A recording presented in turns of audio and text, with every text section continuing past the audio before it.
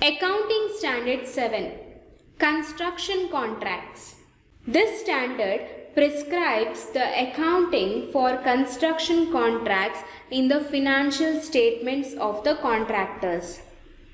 Therefore, it specifies the accounting treatment of revenue and costs associated with the construction contracts. Accounting Standard 8.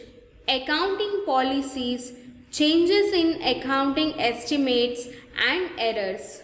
The objective of this standard is to prescribe the criteria for selecting and changing accounting policies together with the accounting treatment and disclosure of changes in accounting policies, changes in accounting estimates and correction of errors.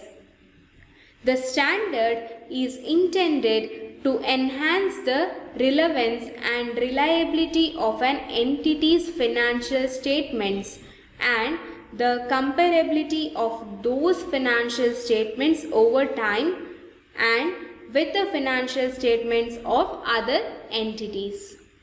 Accounting Standard 9. Revenue Recognition.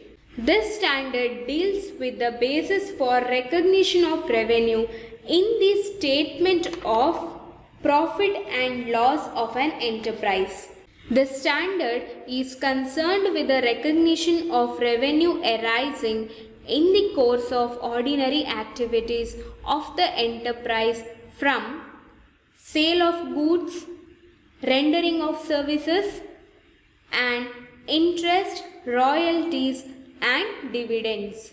Accounting Standard 10. Property, plant and equipments. The objective of the standard is to prescribe the accounting treatment for property, plant and equipments. Accounting Standard 11. The effects of changes in financial exchange rates. Accounting Standard 11 lays down principles of accounting for foreign currency transactions and foreign operations, that is, in which exchange rate to be used and how to recognize in the financial statements the financial effect of changes. Accounting Standard 12. Government Grants. This standard deals with accounting for government grants. Government grants are sometimes called by other names such as subsidies, cash incentives, duty drawbacks, etc. Accounting Standard 13.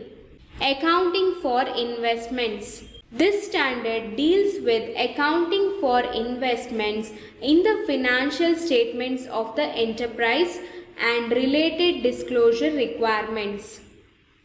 For example, investment of a company in corporate bonds, government bonds, shares, debentures, etc.